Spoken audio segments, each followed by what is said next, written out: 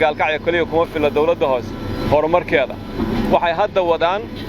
oo qorshe ah inay sameeyaan ilaa iyo 1 kiiloomitir oo ka bilaabatay isbitaalka ilaa iyo meesha ugu dambayso controlka xamar laga soo galo ayay wadadaas ay hadda qaateen priority-ga waxaan codsanayaa in lala shaqeeyo dadka meelahaas degan iyo dadweynaha oo dhan in qayb kamida ay qarashka guddiga horumarinta ku saacidaan oo ay la shaqeeyaan mar haddii guddiga horumarinta shaqeynayo dawladda hoose dhinaceeda ka shaqeynayso buundooyin dhisayso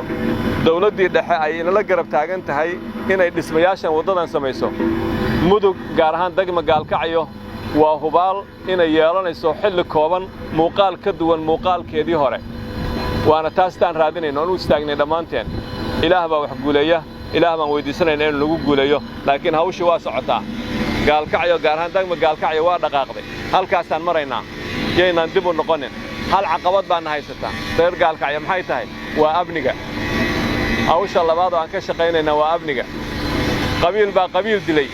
alkulaysta xabad ku dhuftay laba reer baa isu safan waxaas inama deeqaan waxaas war ma ahan si aan halkan u gaarno horumarkan uga shaqayno oo dadkeennu moralka ay hayaan aan loo niyad jebin waxaan u baahannahay dhinaca ammaanka in qof waliba qaybtiisa ka qaato maalin walba waxaan hor taagnaanaynaa wiil alkulaysta war xumaanta waa u dheeraynaa dhibaato xumaanta markaynu ka shaqaynayna iyo qabiilka waxa weeye aad baan u xoog badannahay laakiin waxaa la rabaa horumarka markaynu ka shaqaynayna inaan xoog badnaanno xumaanta markaan ka shaqaynayna inaan xoog yaraanaa la rabaa intaasaan rabaa dadkayga inaan kula dardaarmo asalaamu calaykum waraxmatullahi wadnaha isku xira gaalkacyo iyo garowe ama puntland inteeda kale oo uu ka socdo hawl shaqo ay ka socoto gudoomiyaha gobolka walaashay caashe geella diiriyey wasiir hore injineer cabdiraxmaan cumar dheere iyo aniguba oo ka kala soconna maamulkii gobolka degmada iyo guddiga horumarinta degmada gaalkacyo waxaannu maanta halkan u nimid inaannu kormeerno shaqadan halkan ka socota laamiga oo ah shaqo weyn oo ay dadkeennu u baahnaayeen waxaad ogtihiin dhibaatada lagu qabay safarka gaalkacyo garowe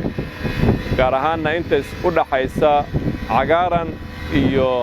magaalada gaalkacyo oo waddadu ay aadka uga jajabnayd waxaa ka socota shaqo lixaadle shirkadda Kibako ayaa gacanta ku haysa laamigii ayaa hadda la qaadayaa meelihii aan suuragal ahayn in la kabkabo kadibna dhismaha iyo xoojinta ama dayactirka iyo samaynta laamiga ayaa ku bilaaban doonta sidaan qiyaasayno Allah awoodda leh ayaa wax dhameeya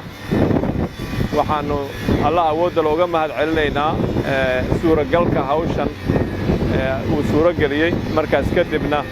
arrintani waxay ku timid codsi dadweynaha gaalkacyo ay u jeediyeen madaxweynaha dawladda Puntland safarkii ugu dambeeyay oo halkan ku yimaado waxaa muuqata in madaxweynuhu ka jawaabay codsigaas shaqadina halkan ay socoto madaxweyne waa mahadsan tahay dadka reer gaalkacyood gaar ahaan degma gaalkacyo gobolka mudugna jawaabtii ay ka filayeen waxaan filayaa inay maanta hayaan dhamaystirkeeda ayaa dhiman hawshiina waa socotaa annaguna kormeer ayaan u nimid waad mahadsan tahay